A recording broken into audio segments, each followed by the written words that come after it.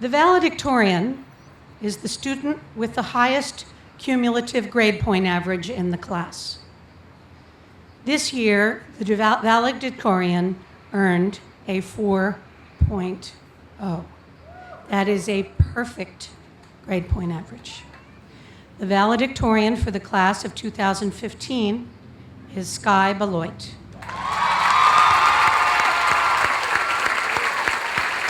Skye, will you please come to the podium?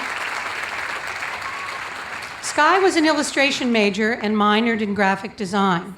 While at Moore, she was a visionary woman scholar and a member of the Emerging Leaders in the Arts program. Skye will be working at 3x3, the magazine of contemporary illustration, after graduation, as she continues to build a freelance illustration and design career. Skye.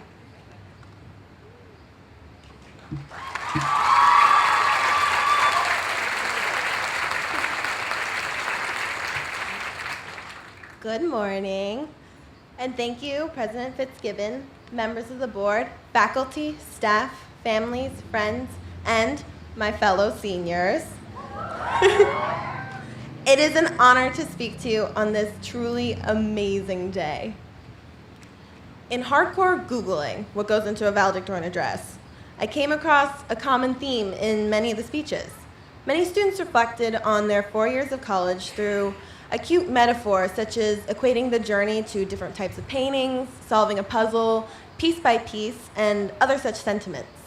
And not to attempt to fix what is not broken, and relate to you today my view of the last 4 years using fire as my adorable metaphor. So, in our freshman year, we were like a lighter or a match. We just opened our shells, flicked on our flame to see what was out there to ignite. We brought different skills and experiences, but we quickly bonded as we learned to critique each other's work starting in our first year foundation classes. I'll never forget that terrifying thrill of seeing my work on the walls of the classroom for the first time for everyone to scrutinize. I also remember the anxiety of waiting to see whose work would be posted on the back walls of the cafeteria, our first gallery. But we definitely moved up. Now our art is on the main hallways of Moore. During our sophomore year, we burned the midnight oil, applying the vast amount of knowledge gained in the classrooms by staying up late or working in our studios. Our junior year, the aromatherapy candles burned brightly, with calming scents as we attempted to survive internship prep, all our assignments, and everything at once. We did occasionally acknowledge the fresh air outside, breathing in the aroma of real flowers instead of our artificially scented fresh air. And now, for our senior year, the torch has been passed to us.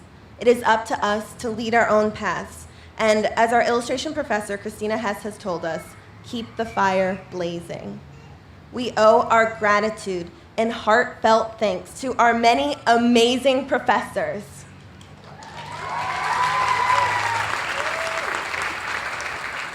They have dedicated their time to helping us develop our artistic individuality. But now, they are pushing us to creep through our own caves, climb up our own mountains, and we are. I am personally so proud of the wonderfully individual voices our senior show has resounded with this year. You did it. Our fires may die down at times, though, with the adverse winds and trials of the world. I know we lost some beautiful, glowing individuals in the past 4 years, but we will keep their spirits blazing within our own fervor. When we first came to Moore, President Happy Fernandez was at the helm. I remember that as I unpacked my bags for the first time in my new dorm room on the second floor of Stall Hall, she popped in just to introduce herself. I was so impressed. We were all saddened by her retirement and even more deeply saddened by her sudden passing. Elizabeth Weingarten will be celebrated by us all for her amazing achievements and vivacious spark.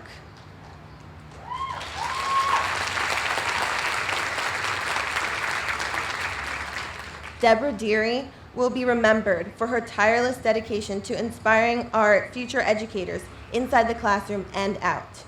And Dr. Janet Kaplan will be honored for the phenomenal insight, honest opinions, and that irreplaceable boss attitude she doled out in every single one of her classes.